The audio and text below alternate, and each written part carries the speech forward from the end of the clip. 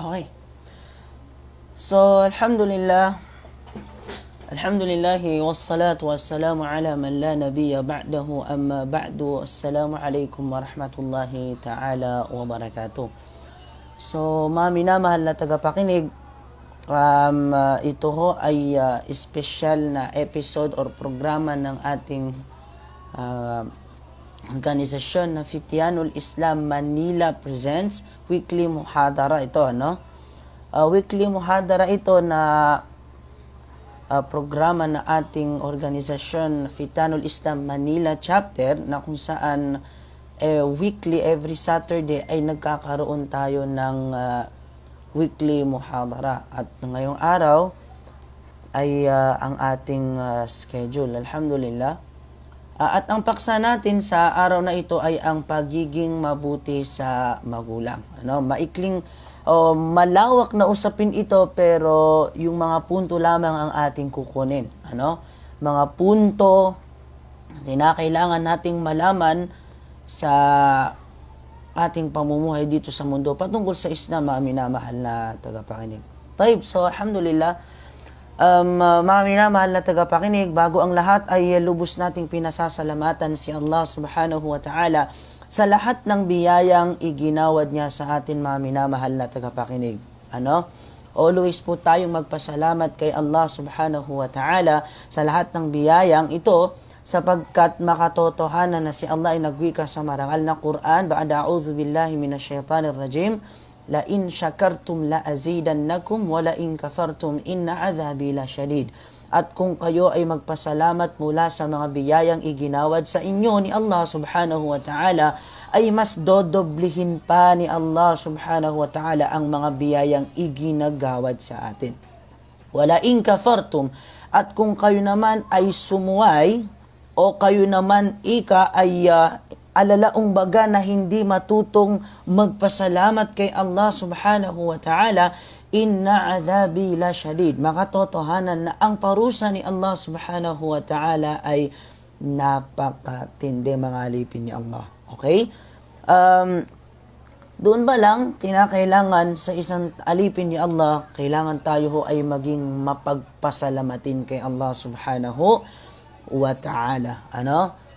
Ilan sa ating mga kapatiran, hindi naman natin nilalahat, na nawawala sa kanila ang tunay na pasasalamat kay Allah subhanahu wa ta'ala, which is ang way na pagpapasalamat na ito ay sa pamamagitan ng tanging pagsamba lamang at pagsasagawa ng mabuti para sa kanya, mga alipin ni Allah subhanahu wa ta'ala. So, umpisan po natin ang paksang ito sa isang hadith, isang hadith ng Rasul sallallahu alaihi wasallam mula kay Abu Hurairah radhiyallahu anhu an Abi Hurairah radhiyallahu anhu qala sa'ida an-nabiy sallallahu alaihi wasallam al-mimbar. Isang kwento mula sa isang hadith na si Propeta Muhammad, hadith mula kay Abu Hurairah, na isang araw si Propeta Muhammad sallallahu alaihi wasallam ay magkukhutbah. So nung magkukhutbah siya, umakyat siya ng mimbar. Mimbar, yung lugar kung saan ang magbibigay ng sermon ay umaakyat o tumutungtong para makita siya ng mga tao. Tayyib. Fasa'id al-mimbar, pag akyat na ng mimbar, saktong-sakto itong hadis na ito dahil katatapos lamang din ng buwan ng Ramadan. Pag akyat na ng mimbar, sinabi sa bigla siyang napasabi ng amin, amin, amin. 3 beses. Sinabi niya ang katagang amin, amin, amin ng 3 beses. So nagtaka ang mga sahaba, at pagbaba ng Rasul sallallahu alaihi wasallam, pagkatapos ng kanyang khutbah, pabilisin natin ng kwento, ay tinanong siya ng mga sahaba. Sabi niya, ya Rasulullah, umakyat ka ng mimbar at bigla ka naming narinig na sinabi mong amin, amin, amin. Bakit ya Rasulullah? Sabi niya, ang sabi ng Rasul sallallahu alaihi wasallam, atani Jibril, dumaan sa akin o dumating rather sa akin si Jibril alayhi salam. Atani Jibril Faqala, at sinabi niya, tatlong sinabi ni Jibril. Sabi niya, una, man adraka shahra Ramadan, sino man ang naabutan niya o dumaan sa kanya ang buwan ng Ramadan. Falam yughfar lahu, at hindi sa kanya ipinatawad.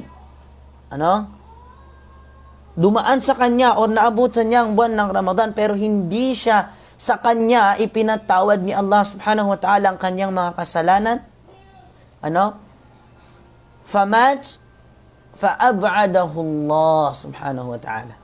Sinabi ni Jibril alayhi salam, at nadatnan siya ng kamatayan sa ganung kalagayan na dumaan sa kanya ang buwan ng Ramadan na hindi man lang siya pinatawad ni Allah dito.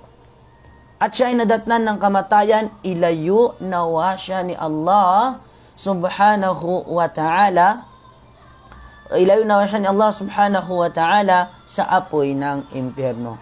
So, nagigets na yung senaryo mga alipin ni Allah subhanahu wa ta'ala. Saktong-sakto sa pagtatapos ng buwan ng Ramadan. So, nung narinig ng Rasul yung unang iyon, sabi ng Rasul, Amin. Na kung saan hilingin natin kay Allah subhanahu wa ta'ala na lahat po tayong naabutan or dumaan sa Kanya ang buwan ng Ramadan, ay patawarin tayo dito sa pamamagitan neto ni Allah subhanahu wa ta'ala sa tamang mga pamamaraan at gawaing isinagawa natin dito mga alipin ni Allah. Amin ya Allahu ya Arhamar Rahimin. Yan ang unang hiling natin kay Allah subhanahu wa ta'ala. Pangalawa, sinabi ng Rasul sallallahu alaihi wasallam, sino man sa inyo ang naabutan niya ang kanyang dalawang magulang. Dalawang magulang, ang tinutukoy dito ay ang nanay at ang kanyang tatay.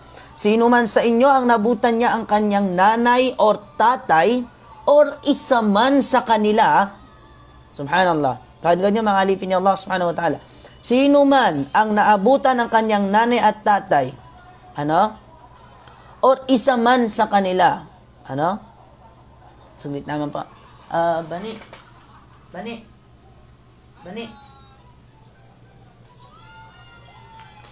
أطفئ هذا.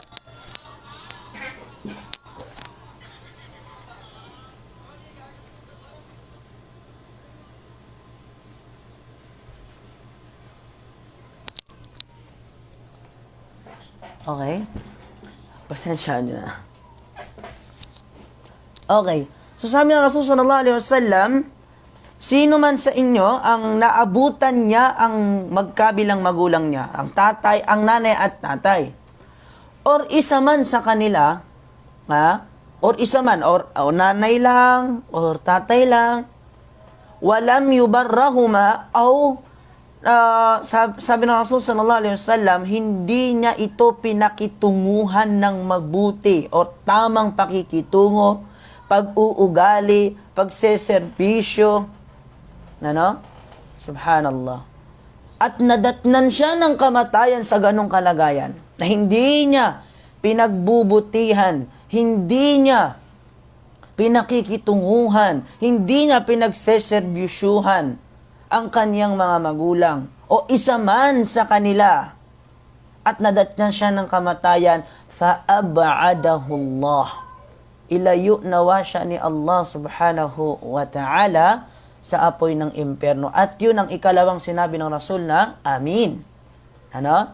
Ikatlo, mga alipin ni Allah, sinabi ni Propeta Muhammad sallallahu alaihi wasallam, sinabi din ni Jibril na sino man ang nabanggit ang pangalan ni Propeta Muhammad sallallahu alaihi wasallam, always na marinig mo ang pangalan ni Propeta Muhammad sallallahu alaihi wasallam, at hindi siya nagsala rito ang salawat o pagsabi mo ng sallallahu alaihi wasallam, sino man ang taong nabanggit sa kanya, narinig niya ang pangalan ni Propeta Muhammad sallallahu alaihi wasallam at hindi siya dito nagsala, o ito yung salatu ala nabi sallallahu alaihi wasallam, at nadatnan siya ng kamatayan, ilayo nawa siya ni Allah subhanahu wa ta'ala sa apoy ng impyerno. At sinabi din ng Rasul, Amin. So tatlo ito, Kaya sinabi ng Rasul, Amin, Amin, Amin. Mga kapatid sa pananampalatayang Islam, ang bibigang focus natin sa mga oras na ito ay yaong pangalawa.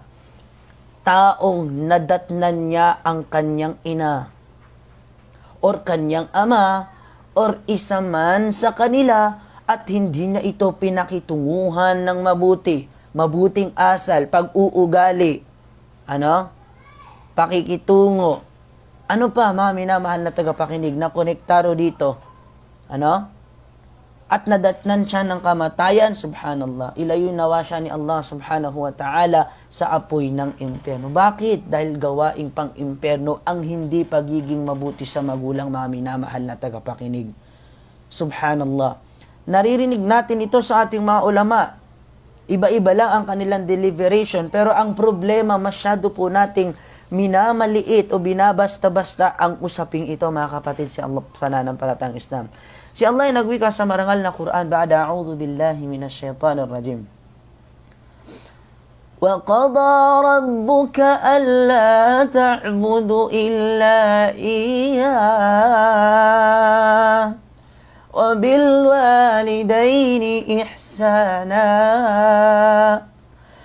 إما يبلغن عندك الكبر أحدهما أو كلاهما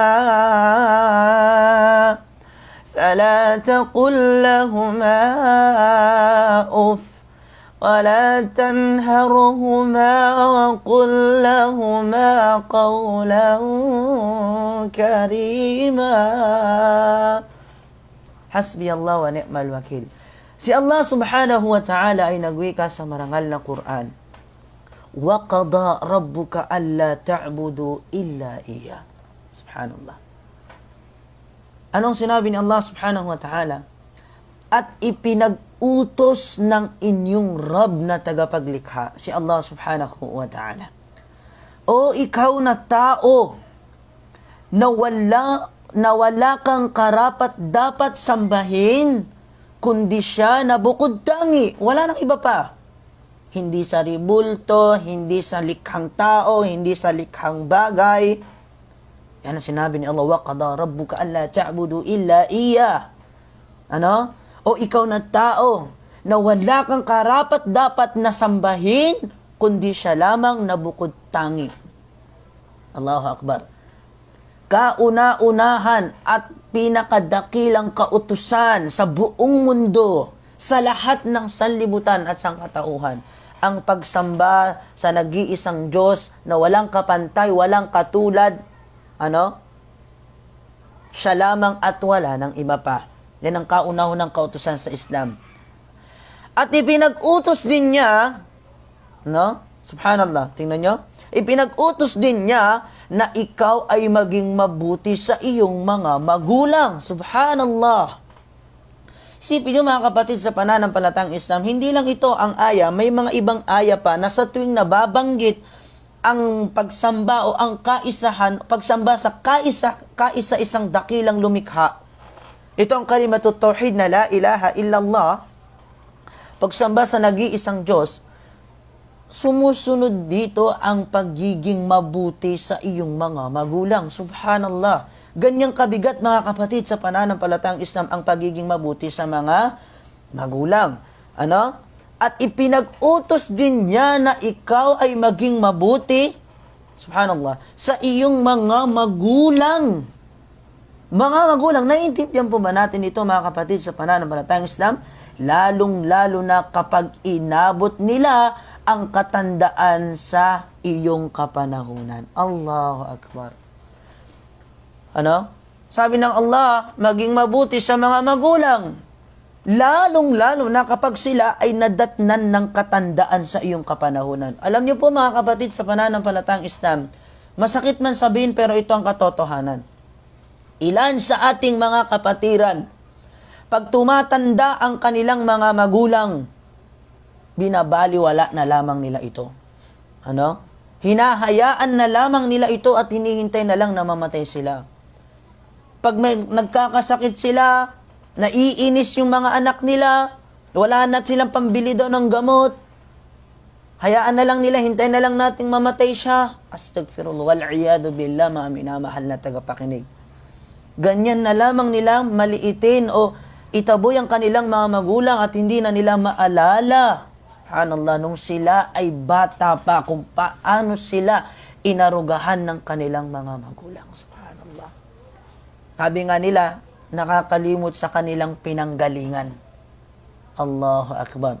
Nakalimot sa kanilang pinanggalingan, mga minamahal na tagapakinig. Meron nga hindi pa matandang kanilang mga magulang, naabutan na nila, pero hindi nila pinakikitunguhan ng mabuting asal o mabuting pakikitungo. Subhanallah. Iba-iba tayo sa ating panahon. May mga kapatiran tayong naabutan niya sa mga oras na itong magkabilang magulang. Meron naman yung nanay lang, meron naman yung tatay lang. Ano? Or tumanda silang dalawa, subhanallah. Pero hindi nila ito pinakikitunguhan ng mabuti. May mga taong hindi na makatawag ng ummi, abi, mami, daddy, umi kulay, abi kulay. Wala na silang matawag sa mga panahong ito. Dahil hindi na yumaon ang kanilang mga magulang. Pero ikaw, na may nanay at tatay pa sa mga oras na ito, hindi mo sila pinakikitunguhan ng mabuti. Yun ilan nga, nagse-celebrate pa ng Father's Day at Mother's Day. Espesyal na araw. Pero wala ito sa Islam, ha? Walang muayyan na araw na kung saan may Father's Day at Mother's Day sa Islam. No. Hindi kailangan magkaroon ng espesyal na araw para sa Father's Day at Mother's Day. No. Dahil sa Islam, araw-araw, minuto, segundo, ipinag-uutos ang pagiging mabuti. Pakikitungo ng mabuti, pagsaserbisyo ng mabuti sa mga magulang, mga kapatid sa pananampalatayang Islam. Kung sa iba, may espesyal na araw para sa Mother's Day at Father's Day sa Islam. Every day is Mother's Day and Father's Day, mga alipin ni Allah subhanahu wa ta'ala. Ano yan? Pag hindi Mother's Day at Father's Day, hindi mo mahal ang mga magulang mo at hindi ka magseserbisyo, makikitungo sa kanila ng mabuti. Tapos pagdating ng Father's Day at Mother's Day, saka ka magpo-post, oh, I love my mother, I love my father, subhanallah. Subhanallah, mga alipin ni Allah subhanahu wa ta'ala. Ano? Ayan, so sinabi ni Allah, lalong-lalo na kapag inabutan sila ng katandaan sa iyong kapanahunan. Yes, totoo yan. Karamihan o ilan, kapag tumatanda na, subhanallah, pinandidirian, girap na so tigiran sa marano, biyungaw, subhanallah, biyungaw at tigiran sa inairan, subhanallah, legit ito, mga alipin ni Allah subhanahu wa ta'ala. Totoo ito. Pinapabayaan, nandidiri na sila, hindi na nila paliliguan. Ano? So tigiran na, puntay akman si Lola Iran, o di na, Lolo Iran, inairan, nagusyamen, ang kakialuksan, tumanda na, mga alipin ni Allah subhanahu wa ta'ala, nagtuturuan sila, sino magugas sa kanya, maliligo sa kanya, nag-aaway-aaway pa sila. Subhanallah, subhanallah. Nag-iisa lang ang nanay, nag-iisa lang ang tatay, pero kaya niyang panindigan ang madaming anak. Pero ang mga anak madami, nag-iisa ang nanay at nag-iisa ang tatay, hindi nila kayang panindigan. Subhanallah. Nung ikay bata pa, tumatai ka, iniihian mo sila, pinaliliguan ka nila sa tamang oras, ba mga may kang mabaho, pinapakain ka. Ano? Subhanallah.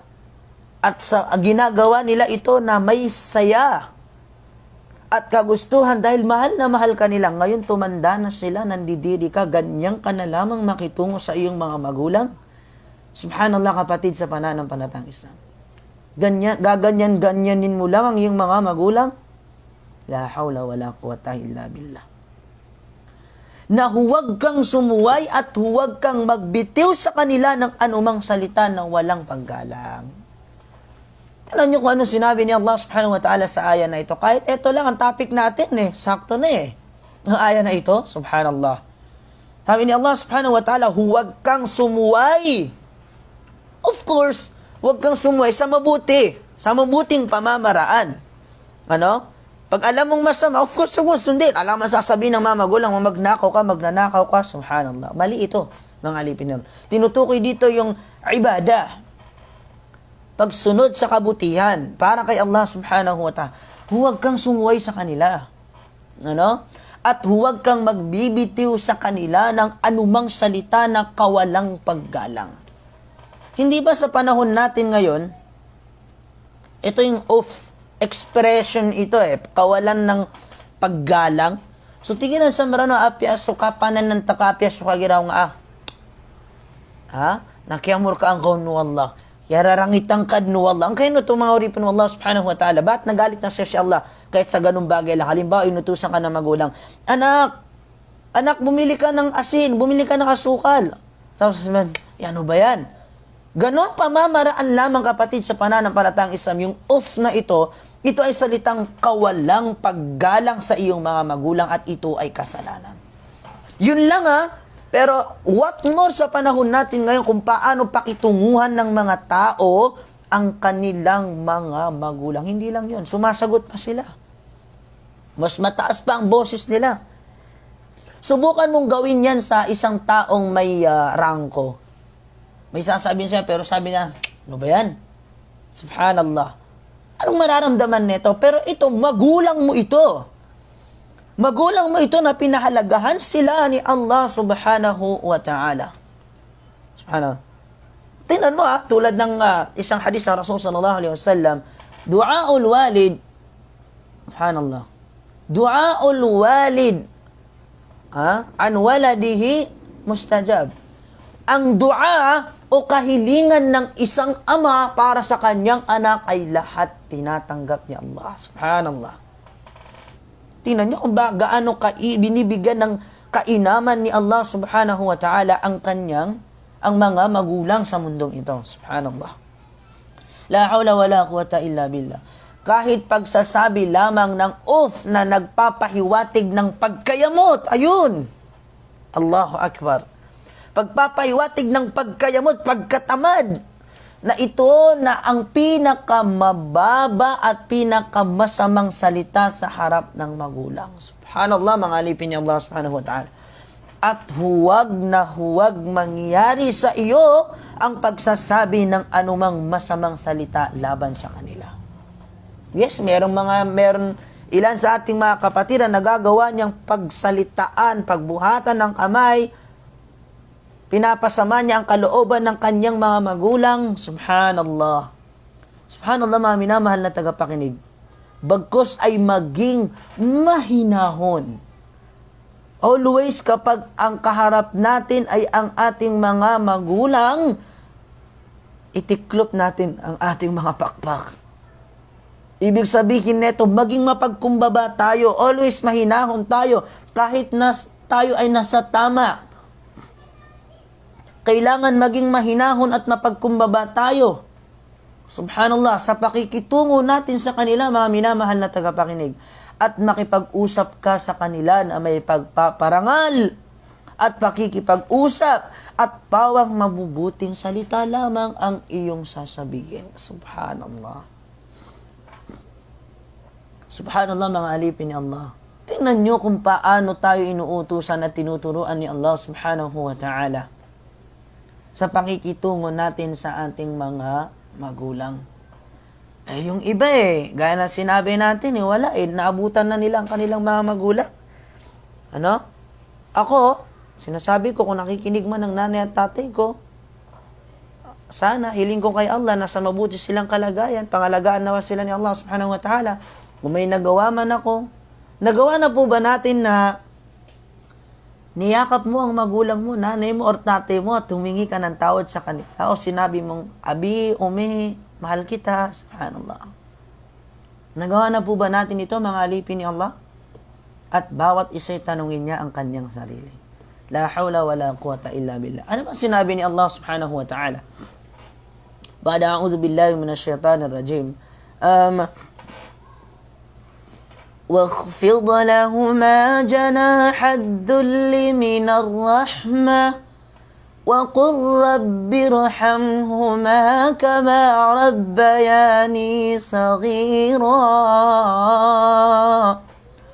Sabi ni Allah subhanahu wa ta'ala sa marangal na Quran, at magpasailalim ka sa panuntunan ng pagsunod at pagpapakumbaba sa iyong mga magulang. Subhanallah. Bilang awa sa kanila at hilingin mo sa iyong Panginoon, kay Allah subhanahu wa ta'ala, na tagapaglikha, nakaawaan sila sa pamamagitan ng kanyang napakalawak na awa. Subhanallah. Buhay man sila, patay man sila, na tulad ng kanilang pagtitiis nung ikaw ay pinapalaki nila na bata pa, na mahina, na walang anumang kakayahan. Subhanallah. Hindi ba nung bata ka kung paano nagpapakahirap ang iyong mga magulang at humihiling kay Allah? Adu, bantak, wala, mapia, makwa, mapia, giwatak, mulu ya hafiz, mulu ya giramane, subhanallah. Ganyan din po ba tayo sa ating mga magulang sa mga panahon na ito, sa mga oras na ito, mga alipin ni Allah? Humihiling din po ba tayo kay Allah na patawarin sila ni Allah tulad ng alagaan sila ni Allah, tulad ng pag-aalaga nila sa atin nung tayo ay mga bata pa? Subhanallah. Subhanallah, mga alipin ni Allah subhanahu wa ta'ala. At ang bawat isa ay tanungin niya ang kanyang sarili. Ang bawat isa ay tanungin niya ang kanyang sarili, mga alipin ni Allah subhanahu wa ta'ala. Kung nagawa na natin ito. Ano? Isa sa sinabi ni Propeta Muhammad sallallahu alaihi wasallam na sa kanyang hadis, "Idha mata ibnu Adam, inqata'a anhu 'amalu illa bi thalath." Sabi ng Rasul sallallahu alaihi wasallam, kapag namatay ang alipin ni Allah subhanahu wa ta'ala, wala nang bibilangin sa kanyang mga mabubuting gawain liban lamang sa tatlong ito. Sa madaling salita, pag namatay ka na, wala na, putol na lahat ng mga good deeds mo, mga mabubuting gawain mo. Liban na lamang sa tatlong bagay na ito, tatlong gawain na ito, na kung saan kahit mamatay ka na, dadating sa iyo ang mga biyaya o gantimpala nito, may posibilidad na ikaw din ay makakapasok ng paraiso dahil sa mga gawain or bagay na ito na naiwanan mo sa mundo. Una rito, ang tinatawag na sadaqatun jariyah. Sadaqang jariyah, sadaqa, charity na tumatakbo, na kahit patay ka na, ay dumadating pa rin sa iyo ang gantimpala nito. Bakit tinawag na jariyah? Dahil ito ay sadaqa, charity, na pinakikinabangan ng maraming tao. As long as may nakikinabang ng mga tao sa iyong maiwanang charity sa mundong ito, tulad ng pagsasagawa ng masjid, daanan ng mga tao, madrasa, turel, mga nananaliksik ng kaalaman patungkol sa Islam, habang nabubuhay sila at may nakikinabang sa naiwanang mong ito, mga alipin ni Allah, ay dumadating sa iyo ang gantimpala nito. Ikalawa, ay ang tinatawag nating waladun salih, yad'u lahu o yad'u bihi. Ikalawa ay kung may naiwanan ang ang magulang na anak na nagdudua para sa kanilang mga magulang. At yan ang ikalawa, mga kapatid, sa pananampalatayang Islam. Tayo ho ba, mga alipin ni Allah? Humihingi po ba tayo ng kapatawaran sa ating mga magulang, buhay man or patay? Kaawaan sila ni Allah, makapasok sila sa paraiso? Or tayo yung tuwan-tuwa pa na nawala ang kanilang magulang, minumura niya ang kanyang magulang? Subhanallah. Subhanallah. Iyadan billah. Ilayo nawa tayo ni Allah subhanahu wa ta'ala sa ganyong kalagayan. At ikatlo, ang tinatawag na ilmun yuntafa'u bih. Ibig sabihin, kaalamang nakabuti sa kanya, nakatulong sa kanya, or kaalaman niyang naipamahagi niya. Ano? May kaalaman ka sa mga oras na ito, tulad ng sala, alam mo kung ano ang sala. Pag ginawa mo paraiso, pag iniwanan mo impyerno, pero ba't di mo sinasagawa? Because iniiwanan mo pa. Ano? Subhanallah, mga kapatid, sa pananampalatayang Islam, anong paksa or topic ang hindi natin narinig?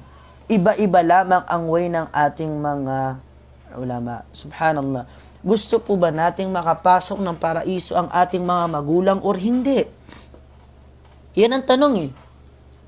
Ang tanong, kapatid, na nakikinig sa mga oras na ito, gusto po ba natin na ang ating mga magulang ay makapasok sa paraiso or hindi? Subhanallah. Kasi nga, mga kapatid, sa pananampalatayang Islam, ang pagkakaintindi ng tao sa tinatawag na mabuti or kabutihan ay limitado lang. Ano? Pero nasaan nga ba ang kabutihan? Nasaan nga ba ang kabutihan? Tingnan nyo may mga tao iba-iba ang pagkakaintindi o alam patungkol sa kabutihan. May mga taong ang alam ng nila kabutihan ay jum'a lamang. Ang mga tao, may mga taong alam lang nilang mabuti ay Ramadan lamang. Pag Ramadan, wala nang mabuti. May mga kapatid tayong ang alam lang nilang mabuti ay Eid al-Fitr, Eid al-Adha. Pag hindi Eid al-Fitr, hindi Eid al-Adha, wala, hindi mabuti. May mga taong Jum'a lamang. May mga taong pili lamang ang alam nilang mabuti. May mga taong mabuti lang sa kanila pag may pera. Pag walang pera, hindi mabuti. May mga taong may alam lang nilang mabuti ay ayuda. Pag walang ayuda, hindi mabuti. Subhanallah. May mga tao ang alam lang nilang mabuti ay pag may tutob ka, mabuti ka. Pag wala kang tutob, hindi ka mabuti. Pag nakakimon ka, mabuti ka. Pag hindi ka nakakimon, hindi ka mabuti. Pag nakakumbong ka, mabuti. Pag hindi ka nakakumbong, masama. Iba-iba ang tao sa pagkakaalam nila kung ano ang mabuti. Subhanallah. Meron din naman, nagsasala, masama ugali sa magulang. Subhanallah. Iyadan billah. Ilayo nawa tayo ni Allah subhanahu wa ta'ala, mga minamahal na tagapakinig. Subhanallah. Alam niyo po ba kung nasaan talaga ang kabutihan? Ano? Alam niyo po ba kung nasaan ang kabutihan, mga alipin ni Allah subhanahu wa ta'ala? May yuridillahu bihi khairan yufaqihu fid din. Ang totoong kabutihan ay nasa pag-unawa ng Islam, mga alipin ni Allah. Nasa pag-unawa ng Islam. Totoo yan, mga alipin ni Allah. Kaya sinabi ng Rasul, may yuridillahu bihi khairan. Kapag si Allah ay ginusto niya sa kanyang alipin ang kabutihan, maiintindihan at mauunawaan niya ang Islam, ang relihiyong Islam. Kung hindi mo maintindihan ang Islam, hindi mo maunawaan ang Islam, hanggang ngayon, kapatid, hindi pa gusto sa'yo ni Allah ang kabutihan.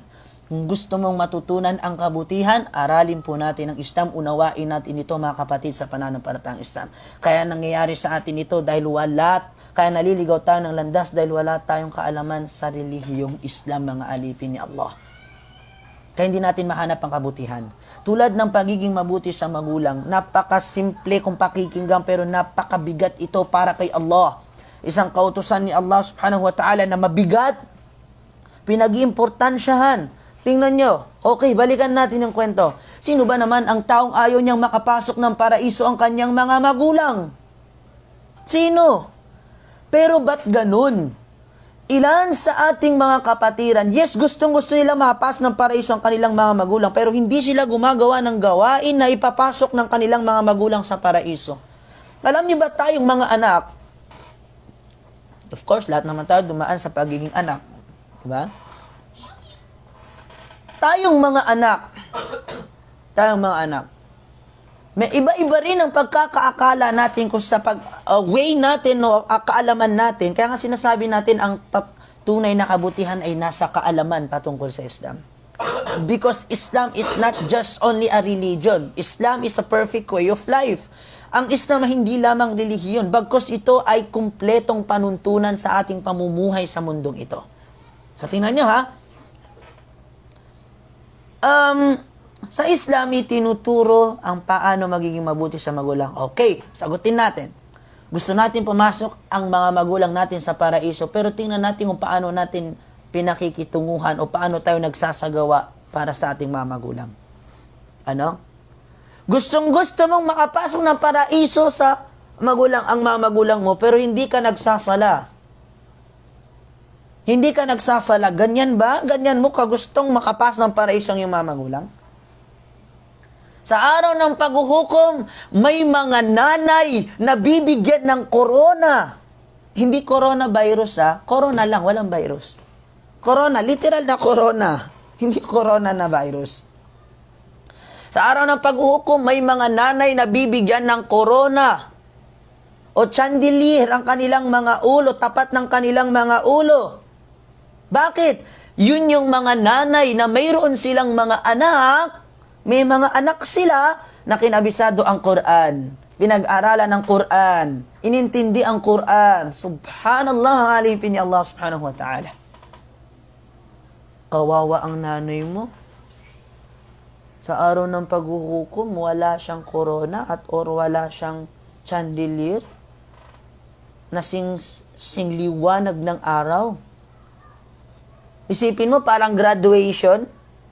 Gumagraduate ka, anong pakiramdam ng nanay mong pumunta ka sa stage, wala kang award?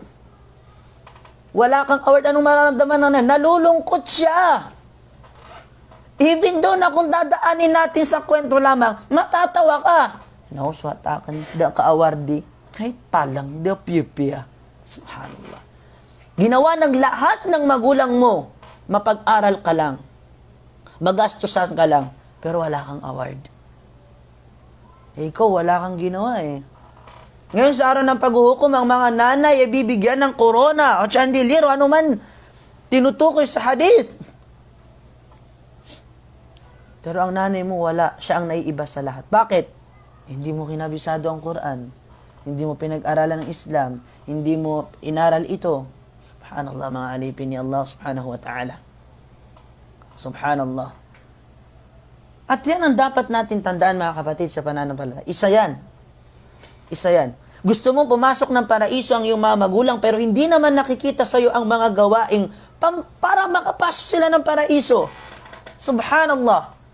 May mga kapatiran tayong mahal na mahal nila ang magulang, pero hindi nagsasala. Nawawalan ng saysay, kapatid. May mga kapatiran tayong, oo, natulungan ko, nabigyan ko ng pera nanay ko, nabili ko ng kotse, napagawan ko ng bahay. Pero magiging dahilan, maipapasok ba nila sa paraiso yung pera? Maipapasok ba nila sa paraiso yung kotse? Napapasok ba nila sa paraiso ang bahay na yan? Subhanallah. Hindi yan ang tunay na pagmamahal. Kasi ang focus natin pagiging mabuti sa magulang. Hindi naman natin focus yung pagiging mabuting magulang sa anak. Ang focus natin, tayo na may mga magulang. Para saan nila to? Siya, tamay time, yun ang paksa natin at yun na i-focus natin. Tingnan mo kapatid sa pananampalatayang Islam, kung gusto mo talagang pumasok at hindi rin sapat na hiling ka lang ng hiling para sa magulang mo pero hindi ka nagsasala. Tandaan natin, as-salatu ma'naha fil lugha ad-du'a. Ang sala, literal na kahulugan neto sa lugatan, lingwahe, Arabic, ay dua. Ibig sabihin, ang dua, ito yung sala. Nawawalan ng saysay ang iyong kahilingan kung wala kang sala. Wala dhikrullahi akbar. At ang sala, ang pinakadakilang pag-alala kay Allah, alalaong baga, paghiling kay Allah subhanahu wa ta'ala. Subhanallah. Yes, sabihin natin, mahal mo ang mamagulang mo.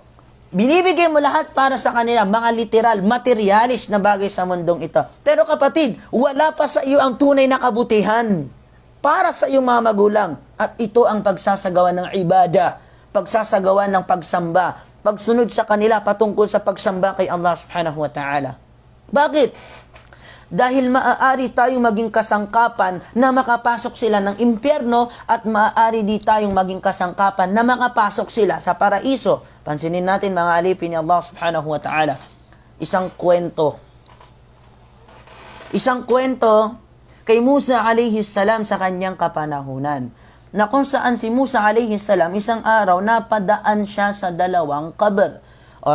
Napadaan siya sa mga libingan ng mga tao. Nung napadaan siya sa mga libingan ng mga tao, may pumukaw sa kanyang pansin na dalawang libingan. May pumukaw sa kanyang pansin, dalawang libingan. May napansin siyang dalawang libingan na kakaiba sa lahat ng libingan. Ano ito? Yung isang libingan, isang kabar, ay napakaliwanag.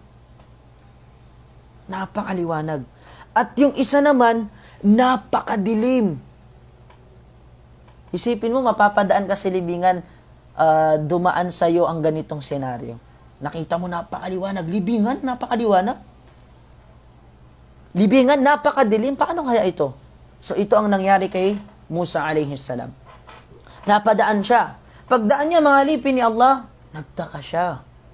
Ngayon, inalam niya kung sino yung mga,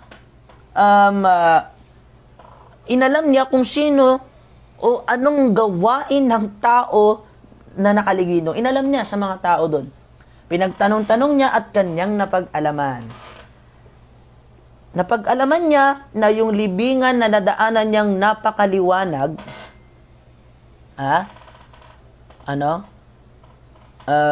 yung nadaanan niyang napakaliwanag, napag-alaman niya na ang nakalibing doon ay isang taong nagsasala. Subhanallah. Subhanallah. Nakalimutan nila. Nakalimutan ata nila na kung paano ito mga alipin ni Allah sa tamang pamamaraan, kung paano natin mapapapasok ng paraiso ang ating mga magulang. Kasi tinan niya, napag-alaman niya na ang libingan na ito, na napakaliwanag, ang nakalibing doon ay isang taong nagsasala. Nagsasala, always nagsasala para kay Allah subhanahu wa ta'ala. Hindi ba totoo na ang sala ay magiging liwanag sa ating mga libingan, mga alipin ni Allah? Yes, totoo yan. Kaya napakaliwanag. Okay, normal. Ngayon naman nakita niya yung isa, napag-alam-alaman niya, kaya napakadilim ng kanyang libingan, ay ang nakalibing doon ay isang taong hindi nagsasala. Yes, ang taong hindi nagsasala sa kanyang libingan ay sobrang napakatinding kadiliman, mga alipin ni Allah. Ilayo tayo ni Allah subhanahu wa ta'ala sa ganito, mga kapatid, sa pananampalatayang Islam.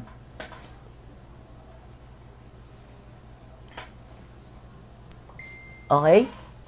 Ngayon, mga kapatid, sa pananampalatayang Islam,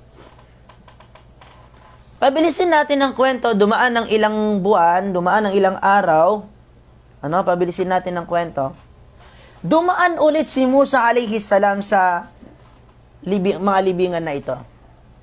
At laking gulat niya na ang libingan, ang dalawang libingan na kanyang napansin nung unang daan niya, Allahu Akbar, nagkabaliktad. Nagkabaliktad. Subhanallah. Nagkabaliktad, mga kapatid, sa pananampalatayang Islam. Na kung saan, yung dating napakaliwanag na libingan, naging napakadilim. At yung napakadilim, ito ang naging napakaliwanag, mga alipin ni Allah subhanahu wa ta'ala. La hawla wa la quwata illa billah. Pansinin natin, mga kapatid, sa pananampalatayang Islam, ha? Okay, ngayon, dalawa yan. Nagkapalit. So, kung ikaw ba naman ang makakita sa ganong senaryo, hindi ka matatakot? So, tumindig ang balahibo ni Musa alayhi salam. Siya ay natakot. Anong nangyari dito? Nagulat siya. Anong nangyari? Ba't nagkabaliktad? So, di ba si Musa alayhi salam ay binansagang kalimullah? Si Musa alayhi salam ay binansagang kalimullah na nakakausap niya si Allah subhanahu wa ta'ala. Yan ang isang kainaman niya bilang propeta ni Allah. Nakakausap niya si Allah subhanahu wa ta'ala. Ngayon, pabilisin natin ang kwento. Tinanong niya kay Allah, Ya Allah, yung nadaanan kong sa mga libingan, yung pumukaw sa akin, sa aking pansin, yung maliwanag at madilim, na pag-alaman ko na maliwanag dahil nagsasala, madilim kasi hindi nagsasala. Ngayon, pagdaan ko ulit sa mga nakalipas na araw, nagpalit. Yung maliwanag naging madilim. Yung madilim naging maliwanag. Bakit ganun, Ya Allah? Ano sabi sa kanya ni Allah subhanahu wa ta'ala? Ya Musa, yes, ang taong yan, yung libingan na napakaliwanag, ang nakalibing ay nagsasala. Ngayon, alam mo ba kung bakit biglang dumilim ang kanyang libingan sa kabila na ito ay maliwanag? Nagsasala siya kaya maliwanag. Ngayon, ba't dumilim? Bakit maalipin ni Allah? Dahil may naiwanan siyang asawa at mga anak na hindi nagsasala o sumasamba kay Allah subhanahu wa ta'ala. Kaya nahila nila sa impyerno. Kaya dumilim. Subhanallah. Subhanallah, mga alipin ni Allah subhanahu wa ta'ala. Nagsasala na yun. Lumiwanag ang libingan, pero biglang dumilim dahil may naiwanan siyang anak at asawa na hindi sumasamba kay Allah, hindi nagsasala, gumagawa ng mabuti, kaya ayun, nahila nila sa impyerno. Nakikita niyo yung senaryo? At ganun din naman sinabi ni Allah, yung madilim, yung madilim na libingan, yes, ang nakalibing doon ay hindi nagsasala, kaya madilim. Alam mo kung ba't lumiwanag? Lumiwanag ang kanyang libingan dahil may naiwanan siyang asawa at mga anak na nagsasamba kay Allah, sumasamba kay Allah, at humihiling sila kay Allah subhanahu wa ta'ala. Ya Allah, papasukin mo ng paraiso ang aming tatay, ang aming nanay. Subhanallah. Nakita niyo yun, mga alipin ni Allah subhanahu wa ta'ala?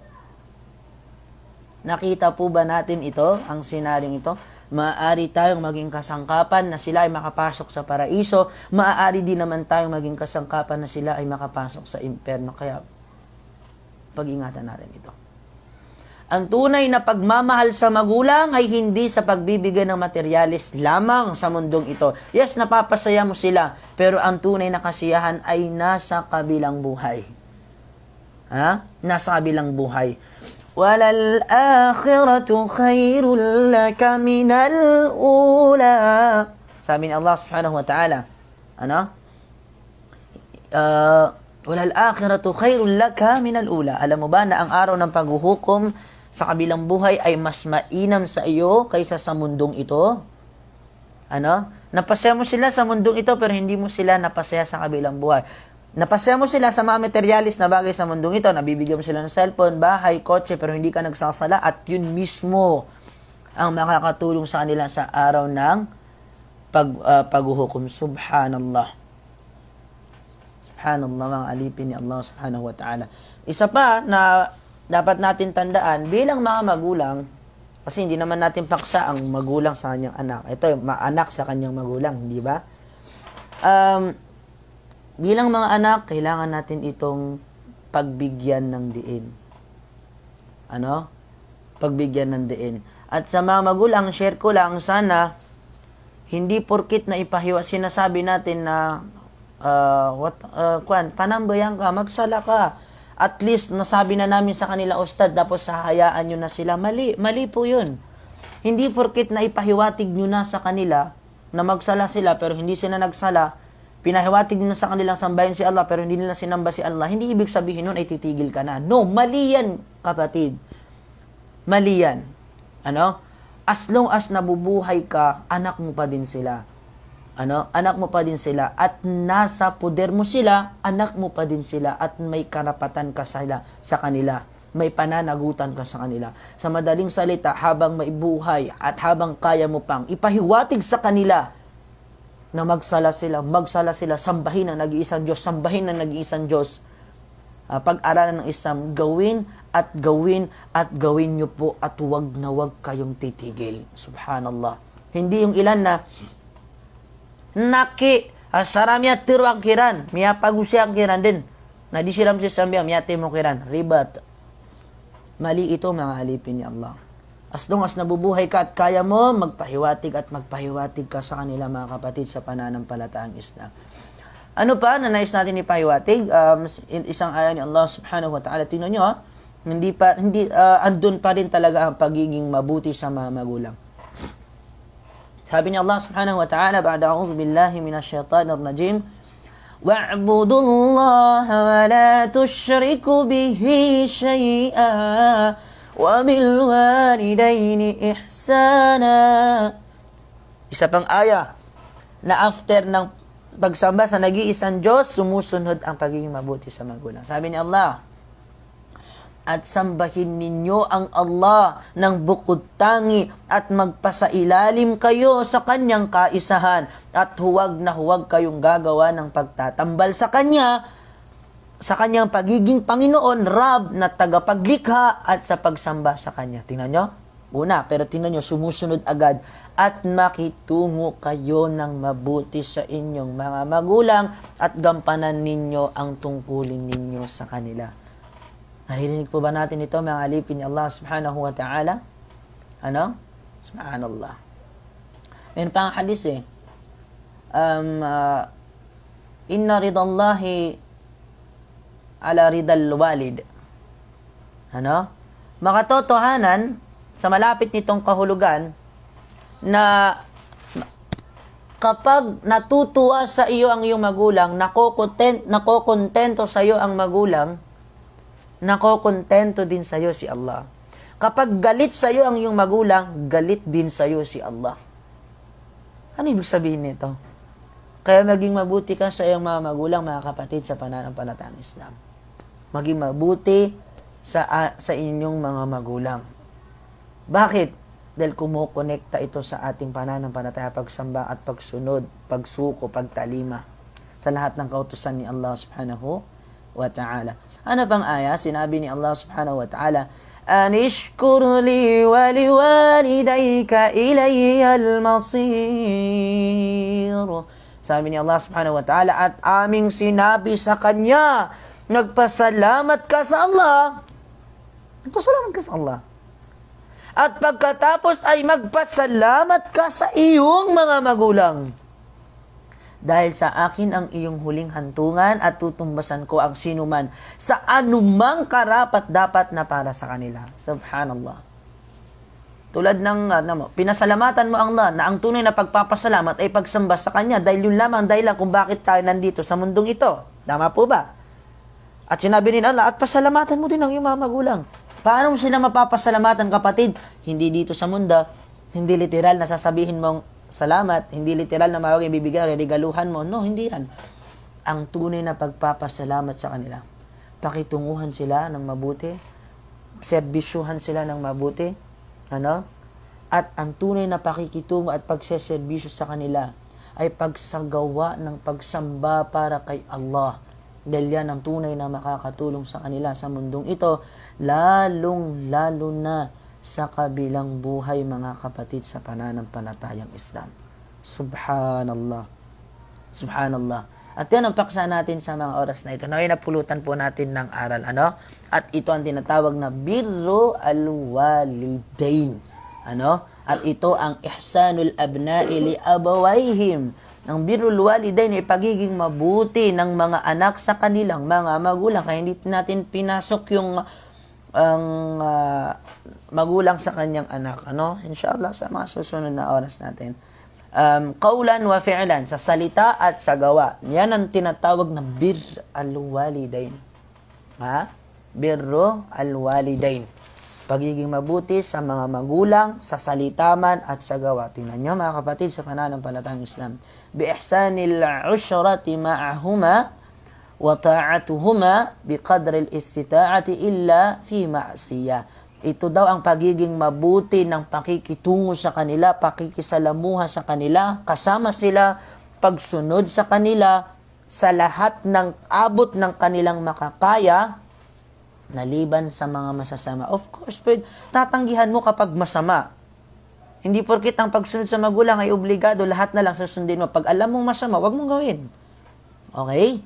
وَهَذَا الْبِرُّ مِنْ أَعْظَمِ الْقُرَبَاتِ لِلَّهِ Qurbati lillah. Sabi, at ito daw ang pinakadakilang, ang pinakamalaking pagpapalapit kay Allah subhanahu wa ta'ala. Pag nagiging mabuti ka sa magulang, lumalapit ka kay Allah subhanahu wa ta'ala. Wa sababun min asbabi dukhulil jannah. At ito din ang isa sa nagiging kasangkapan, nagiging dahilan na tayo ay makakapasok ng paraiso. Kapatid, sa pananampalatayang Islam, gusto mong pumasok ng paraiso? Naging mabuti sa iyong mga magulang. Maging mabuti sa ating mama. Wa kasbu ridallah. Ibig sabihin, nakukontento sa atin si Allah. Subhanallah. Kung gusto natin makamit ang pagiging kontento sa atin ni Allah subhanahu wa ta'ala, ay kailangan natin maging mabuti sa ating mga magulang. Last na hadith, sabi ng Rasul sallallahu alaihi wasallam na kung saan nanggaling kay Abdullah bin Mas'ud radiyallahu anhu, قال سألت رسول الله صلى الله عليه وسلم أي الأعمال أحب إلى الله. Sinabi ni Abdullah bin Mas'ud, sinanong niya Rasul sallallahu alaihi wasallam, ayu al-a'mal ahabbu ila Allah. Anong mga gawain ang pinakamainam para kay Allah? O anong mga gawain ang pinakadakila para kay Allah subhanahu wa ta'ala? Qala, as-salatu ala waqtiha. Sabi ng Rasul sallallahu alaihi wasallam, ang pagsasala sa tamang oras nito. Malawak na talakan ito, pero hindi to natin to topic. Ang sala sa oras na ito. Tandaan natin, ang sala sa oras na ito.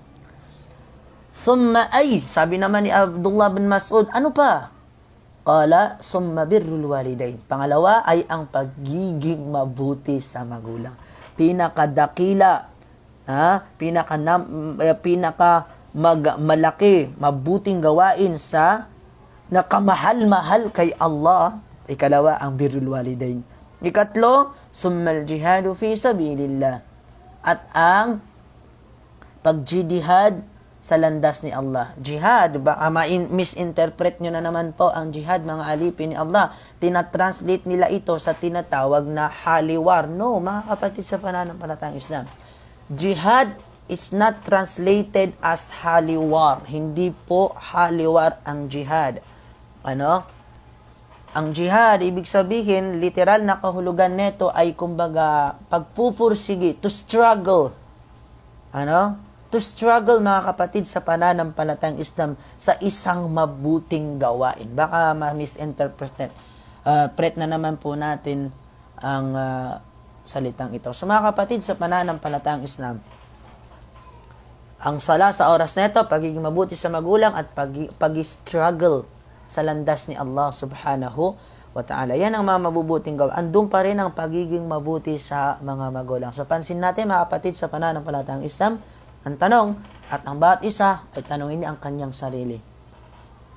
Ano? Nasa tama ba ang pagmamahal mo sa magulang mo? Nasa tamang pamamaraan ba ang gawain, ang intention mong sila ay makapasok sa paraiso? At ang bawat isa ay tanongin niya ang kanyang sarili. Panoorin niyo lang ang video ito.